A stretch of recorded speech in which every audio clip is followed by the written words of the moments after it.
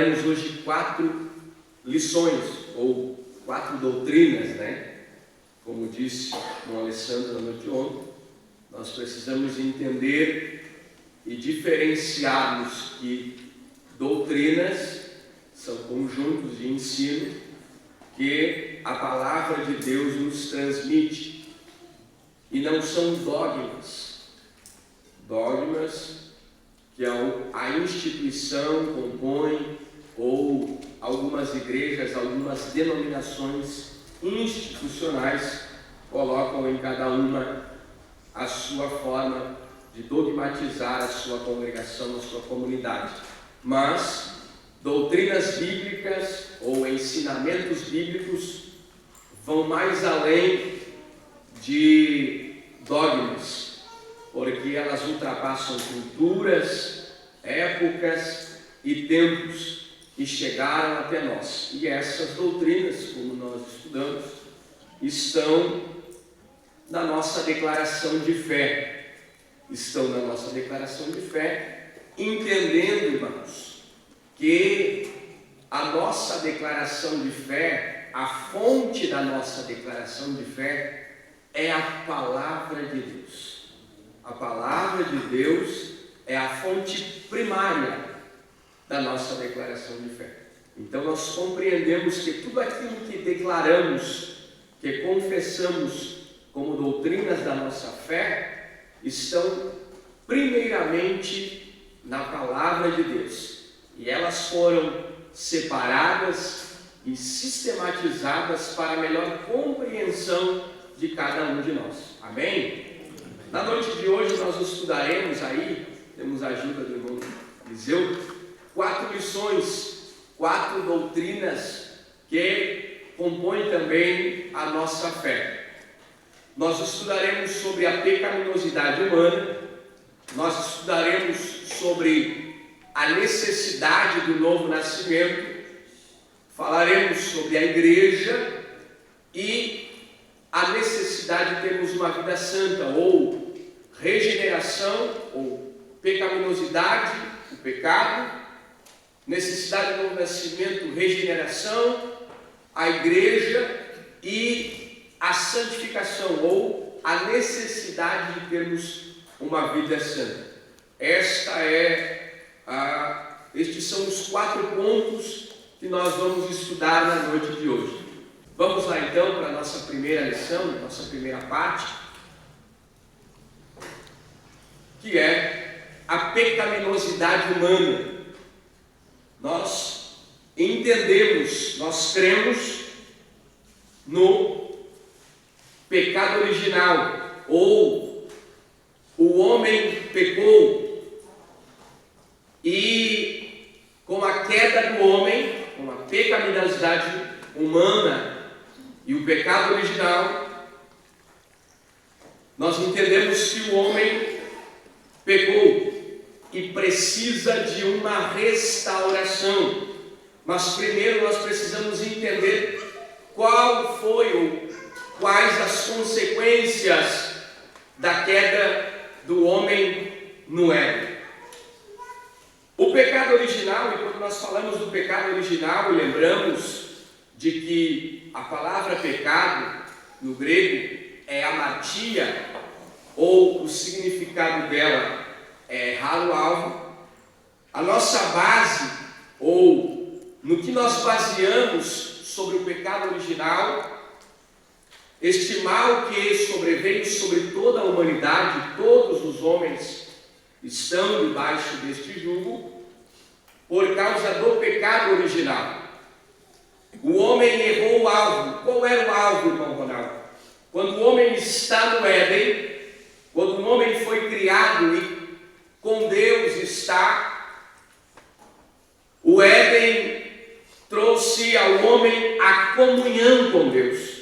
E Deus havia dito ao homem sobre algumas regras que ele permitiria ao homem viver naquele jardim.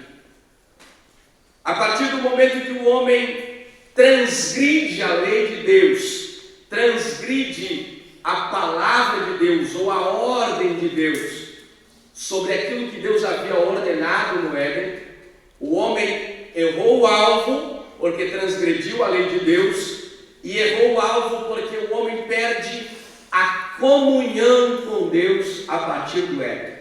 A perda da comunhão, e a partir da perda da comunhão, o homem ele tem uma divisória, uma separação, uma queda que trouxe uma separação do homem e Deus. Então nós cremos que por causa do pecado nós reconhecemos que a pecaminosidade do homem, de todos os seres humanos, foram destituídos da glória de Deus, e que somente o arrependimento e a fé na obra expiatória e redentora de Jesus Cristo podem restaurar o homem a Deus.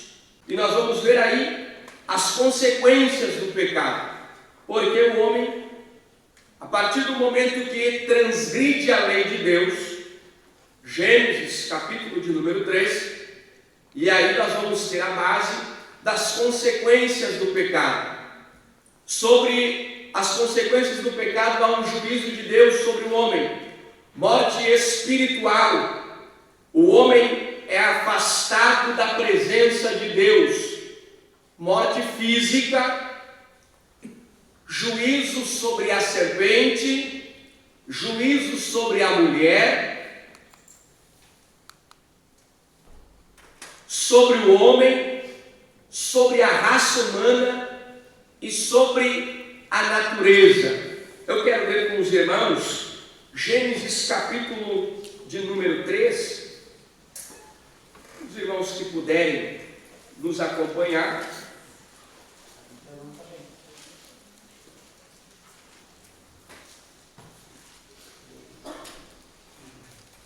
A partir do versículo de número 10.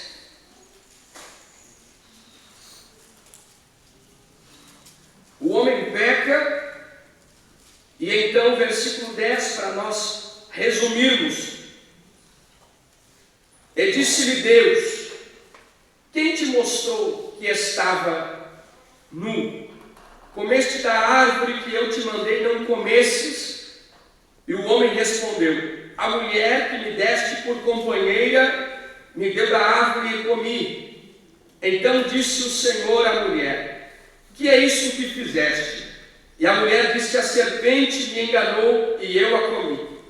E o Senhor disse à serpente: porquanto fizeste isto, maldita serás entre todos os animais domésticos e entre todos os animais do campo. Sobre o teu peito andarás e o pó comerás todos os dias da tua vida.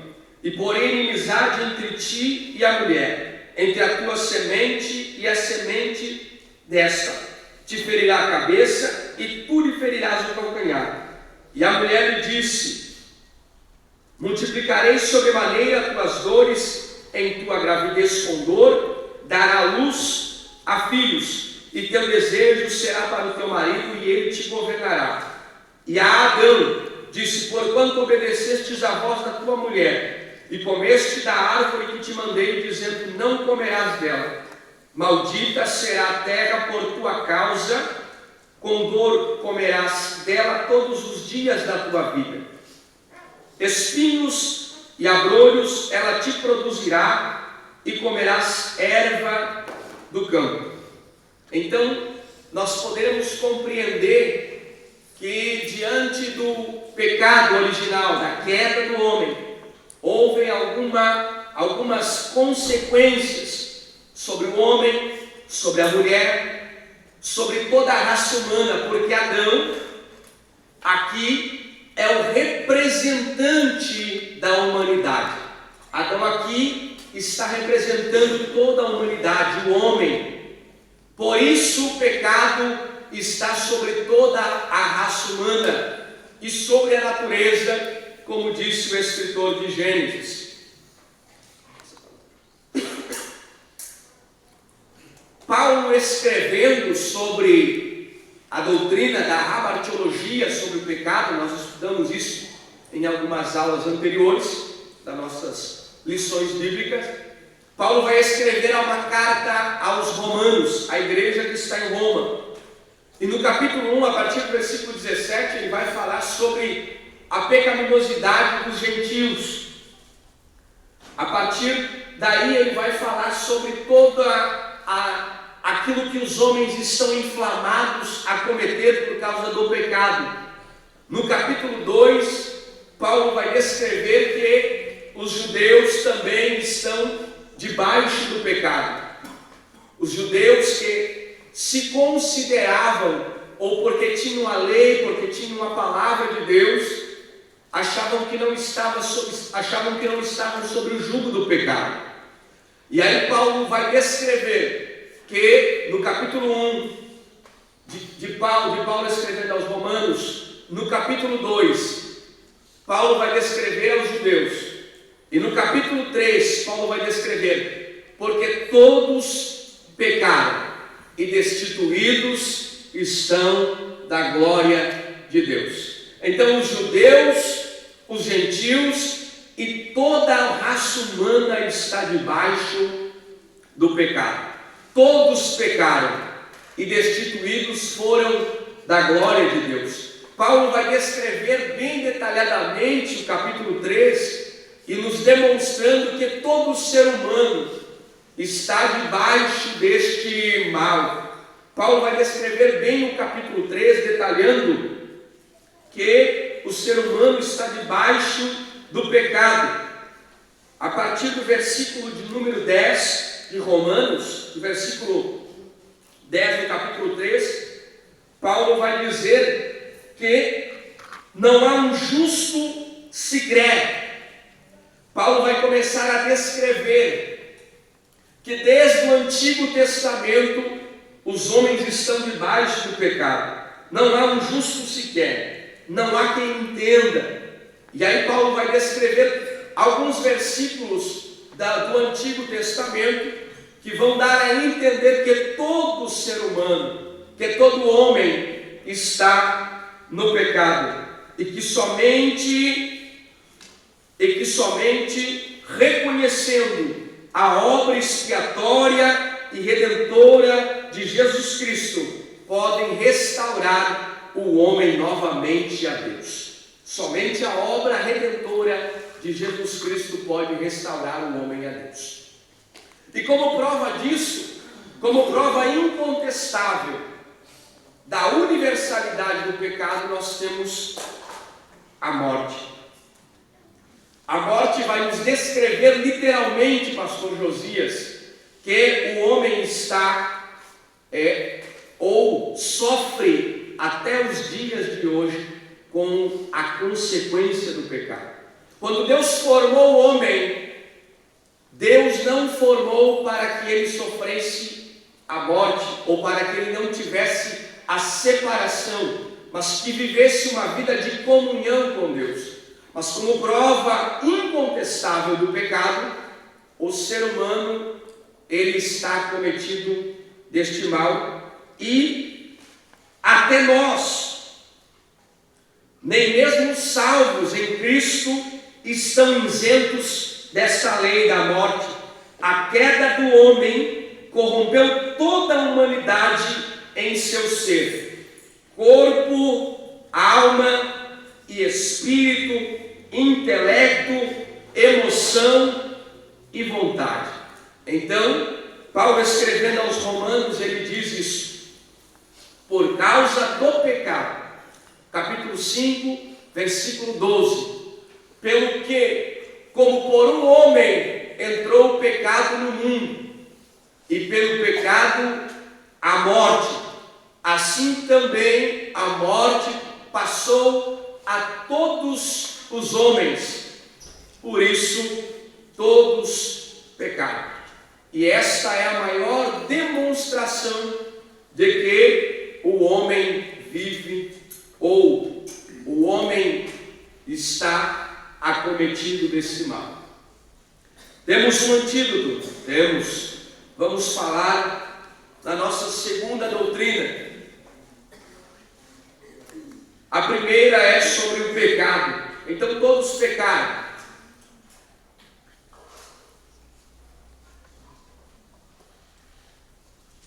restituídos foram da glória de Deus, estão separados. Mas há um antídoto. Nem tudo está perdido. Por quê?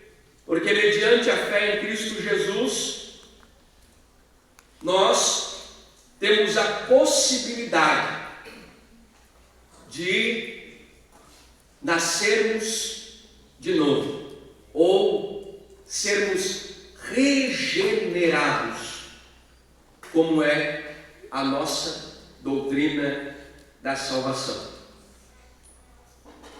Há um comentarista que diz que quando o homem ele morre, ele nasce uma vez. Quando o homem nasce uma vez, ele morre duas. Mas quando o homem nasce duas vezes, ele morre somente uma vez. Vou repetir para você entender. Quando o homem nasce duas vezes, ele nasce fisicamente e ele nasce espiritualmente, então ele só sofre a morte física. Mas quando o homem nasce somente uma vez, só o nascimento físico, então ele tem as duas mortes: a morte física e a morte eterna, que é a morte distante de Deus, a morte em que todo homem que não tiver o segundo nascimento sofrerá. E é sobre isso que nós iremos falar, sobre o segundo nascimento ou o novo nascimento. Por isso nós cremos também em uma necessidade. Cremos que o homem pecou e pelo pecado está condenado eternamente.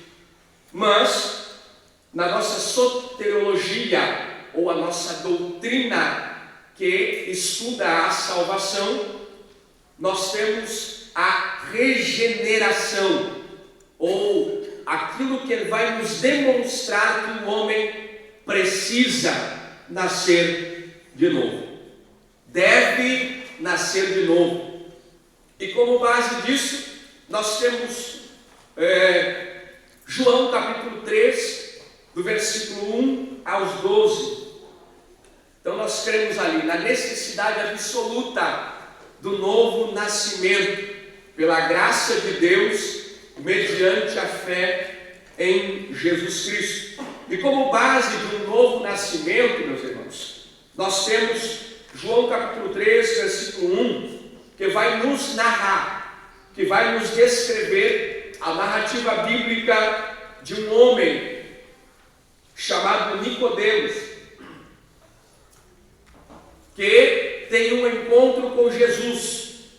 E neste encontro com Jesus, o Senhor lhe explica, o Senhor lhe mostra a necessidade de um novo nascimento, ou a regeneração.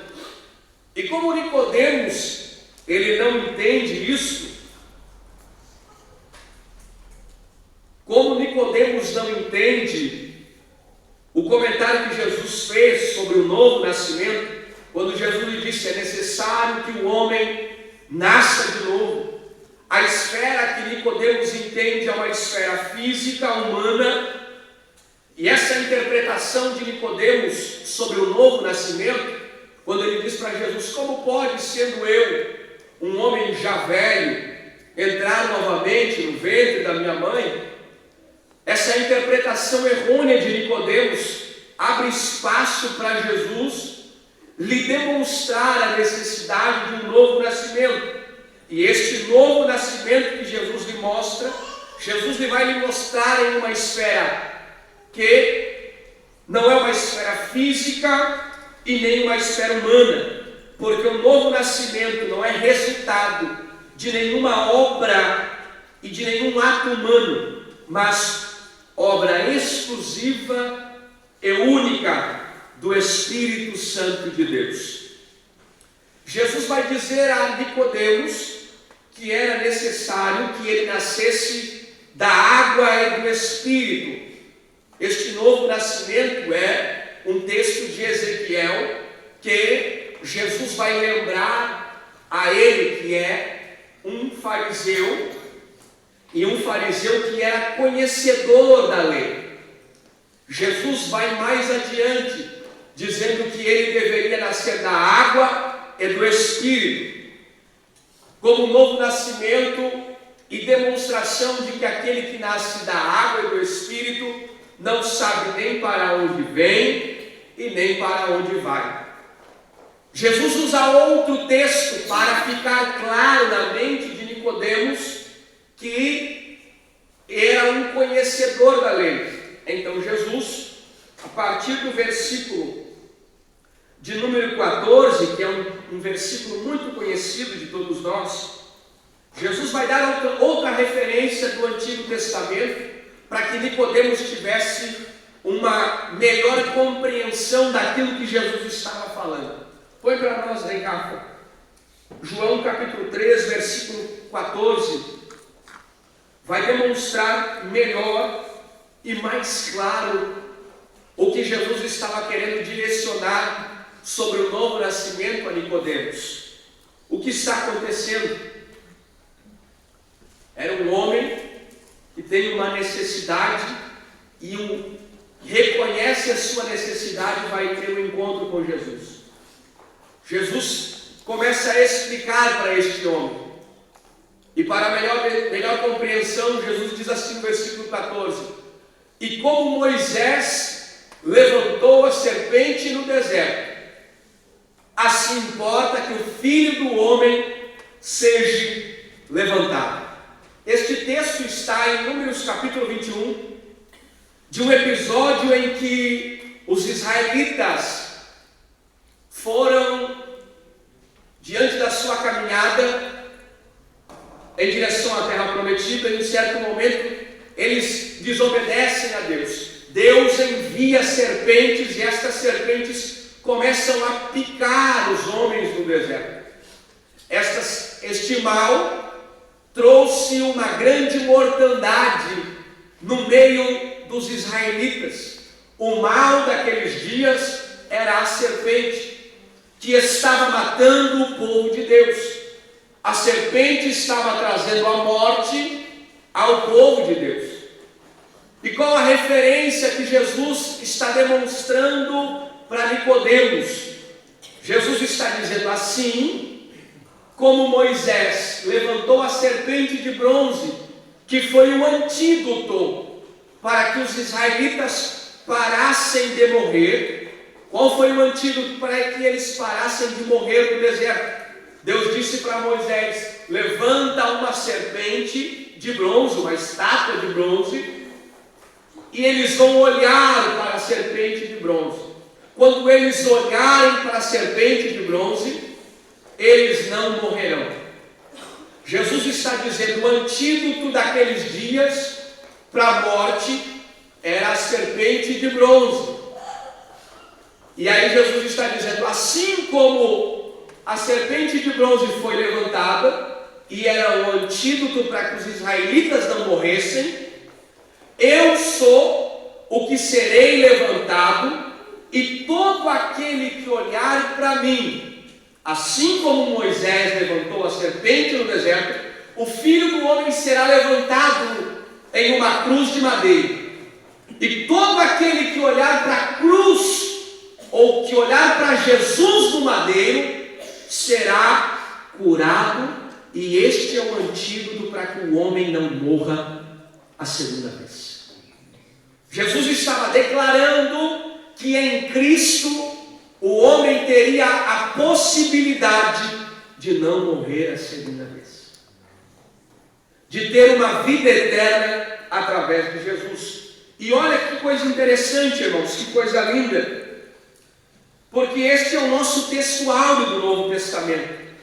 Quando nós olhamos para isso que Jesus está ensinando, porque o homem está deflagrado nos seus delitos e pecados, Jesus tipifica esta obra que ele irá realizar na cruz do Calvário, e há resultados da obra expiatória da cruz do Calvário, e resultados da obra expiatória da cruz do Calvário sobre um novo nascimento. Porque quando o homem olha para a cruz, e reconhece que precisa ter um novo nascimento, ser gerado olhando para a cruz, ser gerado da água e do Espírito, João vai descrever que Jesus disse que o homem tem resultados da sua vida. Quais são estes resultados, irmão Ronaldo? O primeiro, ele está livre da condenação. O segundo, ele tem a garantia da vida eterna. E o terceiro, ele tem uma caminhada de luz. João vai descrever isso no capítulo 3, versículo 16. Ele diz: porque Deus amou o mundo de tal maneira que deu seu Filho unigênito, para que todo aquele que nele crê não pereça, livre da condenação, mas tenha a vida eterna, garantia de vida eterna. E no versículos 16 a 18 ele diz: quem crê nele não é condenado, mas quem não crê já está condenado, porquanto quem não crê no nome do unigênito Filho de Deus, a condenação é esta, que a luz veio ao mundo, e os homens amaram mais as trevas que a luz, porque as obras eram más. Porque todo aquele que faz o mal aborrece a luz e não vem para a luz, para que suas obras não sejam reprovadas. Mas quem pratica a verdade vem para a luz, a fim de que suas obras sejam manifestas, porque são feitas segundo Deus. Então aquele que tem um novo nascimento, ele está livre da condenação, ele tem a garantia de vida eterna e ele tem uma vida diante da sociedade de luz. Ele tem uma caminhada em que todos os seus atos resplandecem como que ele teve um novo nascimento, uma transformação. Ele agora é uma nova criatura em Cristo Jesus. Amém? Por isso nós cremos na necessidade de um novo nascimento. E esse é o termo. Significa gerar de novo ou nascer de novo. Colocamos aí uma observação. Não se trata de uma reencarnação, que é o que pregam o Espiritismo. Baseiam-se nessa palavra, baseiam-se em outros textos bíblicos e pregam sobre a reencarnação. Nós não cremos na reencarnação, ou ser encarnado em outra vida. Nós cremos sim em uma transformação de vida do ser humano. Amém? Vamos para a nossa terceira doutrina, de que nós cremos. Cremos que o homem pecou. Cremos que há uma necessidade de um novo nascimento. Cremos que Deus instituiu a igreja, o povo, a noiva.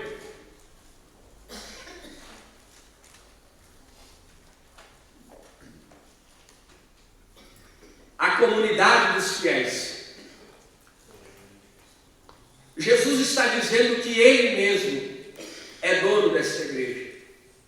Ele é o dirigente desta igreja. Ele é o coordenador, é Ele quem está dizendo: pois também eu te digo neste diálogo com Pedro, que tu és Pedro, e sobre esta pedra edificarei a minha igreja. Possessão dele, ele é dono dela. As portas do inferno não prevalecerão contra ela.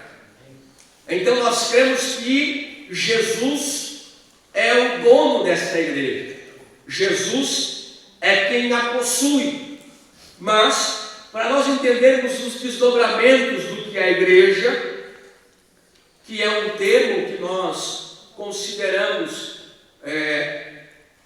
específico para chamarmos de comunidade dos santos, também chamamos de o povo de Deus, né? Assembleia dos santos, e assim sucessivamente, porque a palavra igreja, ela remonta a isso, né? Chamados para fora. A palavra igreja remonta à comunidade dos fiéis reunidos em nome do Senhor Jesus Cristo.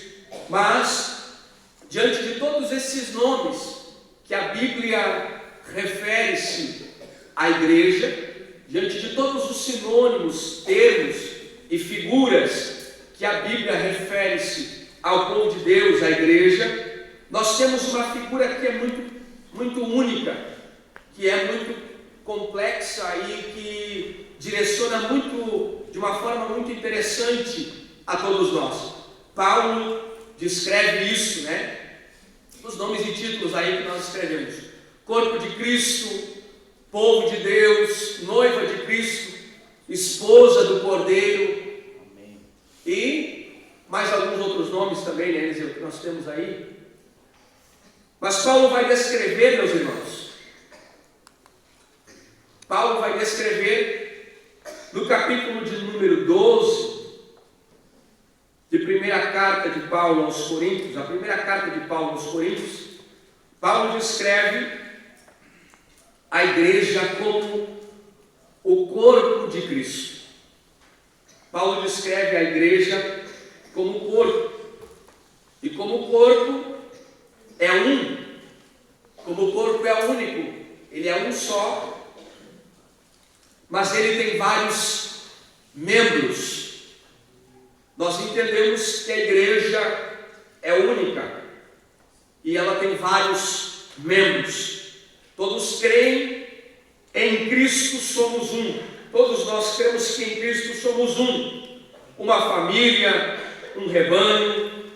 E essa unidade do corpo, essa unidade da igreja, não é organizacional, nem denominacional. Essa unidade da igreja, ela é espiritual. Isso nós precisamos compreender, que a unidade da igreja, que a igreja é única, não porque é única.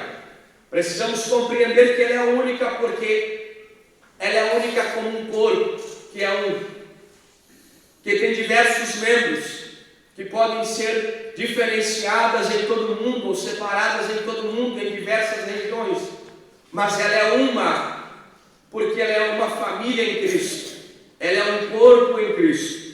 É chamado a igreja universal, né? Ou não a igreja universal denominacional, mas a igreja de Cristo, a igreja ou os remidos de Cristo na terra. E Paulo descreve muito bem isso, meus irmãos, como desdobramento disso. 1 Coríntios capítulo 12, versículo de número 12 a seguir, Paulo vai falar aí sobre este corpo. 1 Coríntios capítulo 12, a unidade da igreja. Porque assim como o corpo é um e tem muitos membros, e todos os membros deste um corpo, sendo muitos, são um só corpo, assim é Cristo também. Então, a diversidade do corpo diante dos seus membros, mas não vemos, como sempre falamos, sobreviver por aí um membro sem um corpo. Por quê? Porque existem dois fatores que ligam os membros ao seu corpo. O primeiro fator que liga ou que demonstra a ligação do corpo é o sangue. Este é o primeiro fator que demonstra que o corpo está ligado, o sangue. Eu posso compreender que a minha mão está distante do meu pé, mas pelo sangue eles estão ligados. Porque a igreja compreende que ela pode estar distante, membros um dos outros, mas pelo sangue vertido na cruz do Calvário, nos dá a demonstração de que nós somos ligados uns aos outros. É o sangue que nos liga, é o sangue que nos traz a conexão de que somos membros de um só corpo. É o sangue que nos dá a demonstração de que os órgãos internos estão de forma funcional, todos eles trabalhando. O sangue demonstra todos eles. O segundo fator que nos dá esta demonstração que a igreja é única é o Espírito. Por quê?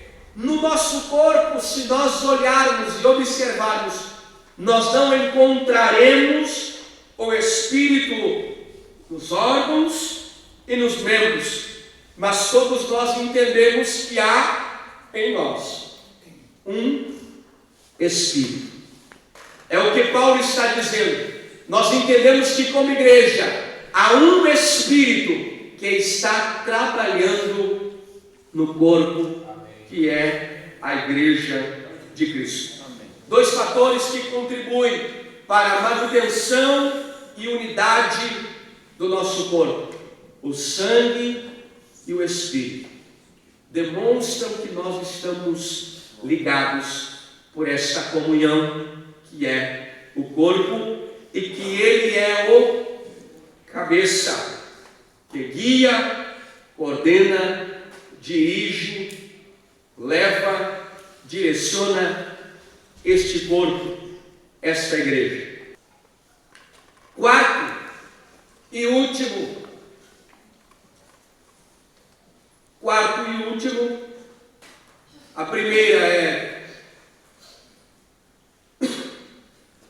a primeira doutrina é entendemos que o homem pecou. A segunda é entendemos que há uma necessidade de um novo nascimento. A terceira é a igreja e o corpo de Cristo.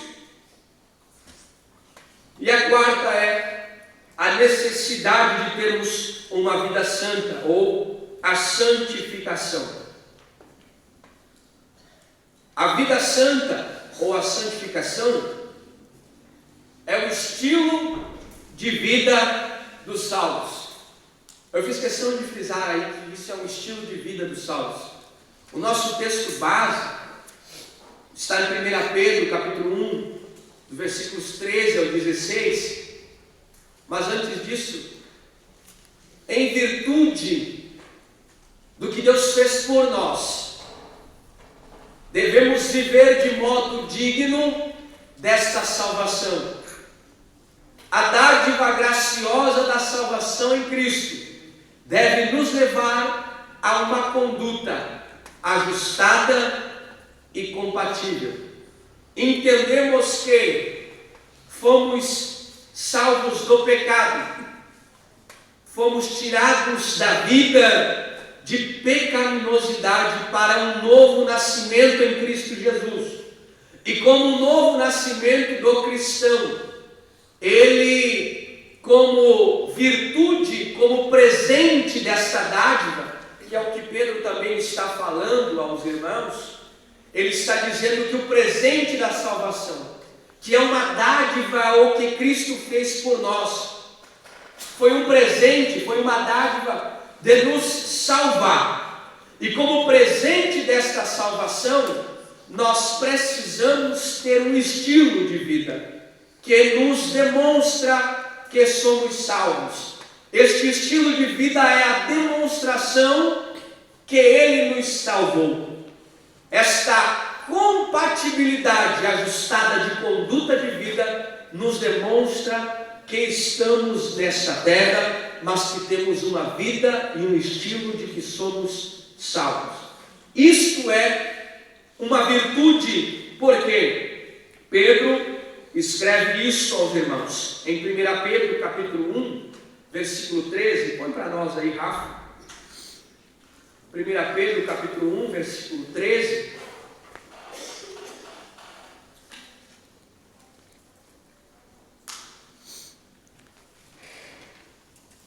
Até o versículo de número 12, ele está falando do presente, da dádiva que é receber a salvação. Até o versículo, capítulo 1, versículo 12, Pedro está falando sobre aquilo que recebemos, que foi um presente, que foi a salvação, que foi um novo nascimento, que foi uma vida arrancada do pecado. A partir do versículo de número 12, versículo 13, ele diz assim: portanto, ou alguma tradução vai dizer por isso, ou seja, porque eu recebi o presente da salvação, e por isso, porque eu recebi o presente da salvação, eu preciso compreender e ter uma vida santificada. Por isso, ou portanto, Pedro diz, portanto, cingindo os lombos do vosso entendimento, sede sóbrios e esperai inteiramente ou completamente na graça que vos ofereceu na revelação de Jesus Cristo. Como filhos obedientes, não vos conformando com as consciências que antes havia em vossa ignorância, mas, como é santo aquele que vos chamou, sede santo, sede vós também santos em toda a vossa maneira de viver, porque está escrito, sede santo, porque eu sou santo. Volta ao versículo de número 13, Rafa, para nós, por favor. E aí Pedro, que está conectando a salvação com a santidade, ele diz, em virtude disso, por isso, do que Deus fez por nós, devemos, de modo digno dessa salvação, da dádiva graciosa da salvação em Cristo, nos levar a uma vida, uma conduta de santificação. E no propósito de perseguirmos ou de seguirmos a santidade, nós vemos algumas verdades do que Pedro está dizendo aos irmãos. Quais são estas verdades, irmão Ronaldo? Pedro está dizendo assim, portanto, ou por isso, pelo presente da salvação que eu recebi, eu preciso ter cingindo, ou eu preciso entender, eu preciso cingir os lombos do vosso entendimento. Pedro está dizendo aos irmãos, eu preciso compreender que a minha mente precisa estar preparada, porque eu recebi uma salvação, e o presente da salvação que eu recebi, a minha mente precisa estar preparada para ter uma vida santificada. Mente preparada, ou mente de quem busca a santificação, é a mente de quem não se conturba com as coisas deste mundo, mas é a mente de quem tem cingido o entendimento de que precisa ter a sua mente firmada na palavra de Deus. Uma mente cingida, uma mente preparada. A minha tradução vai dizer, estáis com a mente preparada, ou uma mente cingida, um entendimento preparado. Para quê? Para que diante de todas as adversidades, ou de todas as turbulências de ensinamento em que nós estamos vivendo nos dias de hoje, a nossa mente está firmada na palavra de Deus. A nossa mente está santificada, ou busca a santificação e não se conturba com o que o mundo está dizendo que nós devemos viver. Mas nós compreendemos que precisamos ter uma mente preparada. Segundo, Pedro vai dizer, uma mente preparada para a ação. Segundo, sede sóbrios. Quem busca uma vida santificada, ou uma vida de santificação, Pedro diz que precisa ter uma mente preparada e precisa ser sóbrio. O que Pedro está dizendo de ser sóbrio aqui é literalmente ser sóbrio, ou seja, não estar com uma mente conturbada de alguém que é ébrio. Vou repetir para os irmãos compreenderem e anotar.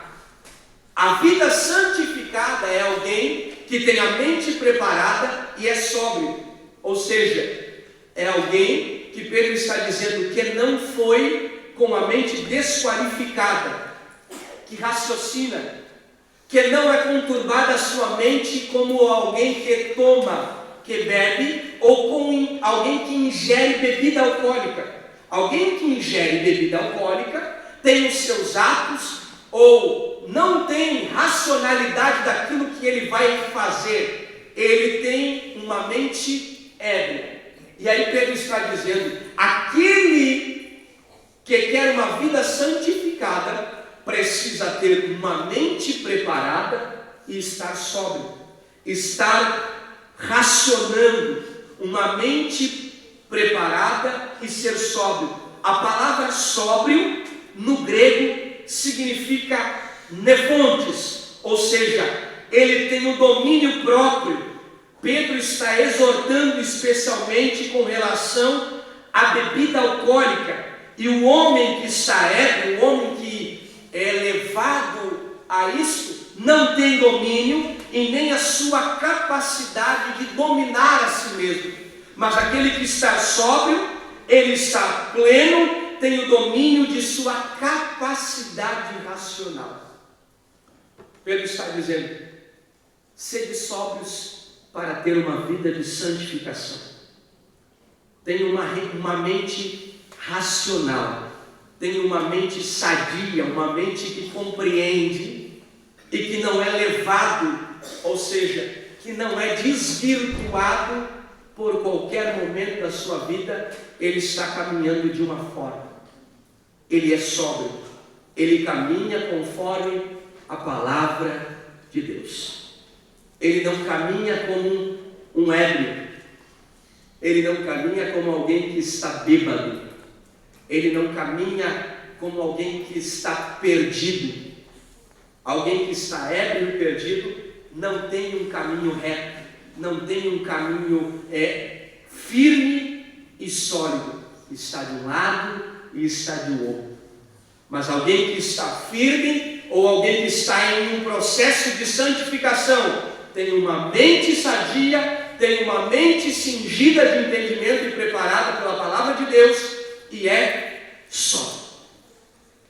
Para completar, irmãos, Pedro vai dizer, ele não só tem uma mente sadia, ele não somente tem uma vida de sobriedade, ele também espera na graça. Olha o que Pedro vai dizer: esperai por completo na graça que vos está sendo trazida na revelação de Jesus Cristo. Mente preparada, sede sóbrios e espere na graça. Pedro está dizendo aos irmãos que, diante das tribulações que a igreja estava vivenciando aqui, os irmãos precisavam estar confiantemente esperando na graça de Jesus Cristo. E este esperando aqui é ter a paciência, a confiança de que diante das tribulações, diante das dificuldades, os salvos, ou aquele que tem uma vida santificada, é encorajado a olhar para frente, diante das perseguições, diante das lutas e diante das adversidades. Ele olha para frente, ele olha para diante, ele não olha para as perseguições. Pedro vai dizer, espere na graça, confie na graça. É isso que Pedro está dizendo. A graça em Jesus Cristo vai trazer a vocês a esperança que diante das tribulações, vocês adquirirão. Pedro continua dizendo: como filhos obedientes, porque foi para isso que vocês foram salvos, para ter uma vida santificada. E o filho entende que foi para isso que ele foi salvo, para ter uma vida de obediência, santidade em todas as áreas da vida. E aí ele vai dizer, versículo 15: porém, assim como aquele que vos chamou é santo, sede santo em toda a vossa maneira de viver. Pedro vai concluir dizendo que o cristão, o salvo, ele é salvo para ser sóbrio, ter uma mente sadia, preparada. Ele é salvo para ser um filho obediente e esperar na graça. Ele é salvo para ter uma vida de obediência ou uma vida de santidade em todas as áreas da sua vida. Mas Pedro vai dar base. Pedro vai dizer que a santidade está escrito: sede santo, porque eu sou santo. E como está escrito, é o que Pedro está dizendo, é uma clara exigência das Escrituras. Pedro traz uma referência de Deus no Antigo Testamento, na Antiga Aliança, dizendo ao seu povo: vocês precisam ser santos, separados, porque o Deus que vos chamou é santo. Ter uma vida santificada é ter uma vida separada. Por quê? Porque o Deus que me chamou é santo. E a vida santificada me traz uma mente preparada, me traz uma vida de sobriedade, me traz uma espera na graça, me traz uma vida de santidade, porque eu recebi o presente da salvação, e me traz uma vida de santidade em todas as áreas da minha vida. A santidade é uma clara exigência da palavra de Deus, das Escrituras. Então, meus irmãos, precisamos ter uma vida santa, porque o nosso Deus é santo. Amém? Ficou bem claro, meus irmãos, todas as nossas doutrinas, ou todos os nossos ensinamentos da nossa declaração de fé, daquilo que cremos. Cremos que o homem pecou. Cremos que há um antídoto, que é o novo nascimento e uma vida regenerada. Cremos que o Senhor separou, comprou, redimiu a igreja, a noiva, o povo, o corpo. Cremos que Ele nos chamou, e como salvos, para uma vida de santificação. E nós precisamos demonstrar tudo isso, porque somos salvos e por isso somos santos, santificados, ou buscamos uma vida de santificação porque somos salvos, porque recebemos o presente da salvação. A nossa conclusão, irmãos, eu anotei uma frase que hoje à tarde eu estava lendo,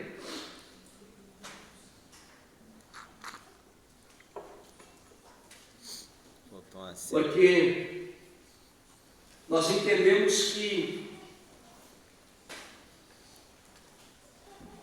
a palavra de Deus é o que nós cremos, e o que nós cremos, nós colocamos de uma forma sistematizada como resposta daquilo que nós cremos. E eu li uma frase hoje de um homem chamado Philip Schaeffer, que ele diz assim: a Bíblia é a palavra de Deus ao homem. O credo é a resposta do homem a Deus, daquilo que ele crê. A Bíblia revela a verdade e a forma popular de vida e fato. O credo declara a verdade em forma lógica de doutrina. A Bíblia é para ser crida e obedecida. O credo é para ser professado e ensinado. Então nós temos a palavra de Deus porque recebemos ela, mas diante daquilo que nós recebemos de Deus, nós damos uma resposta a Deus daquilo que nós cremos. Sistematizamos e confessamos tudo aquilo que Deus nos deu através daquilo que nós cremos. Amém, meus irmãos? Amém? Deus abençoe a todos.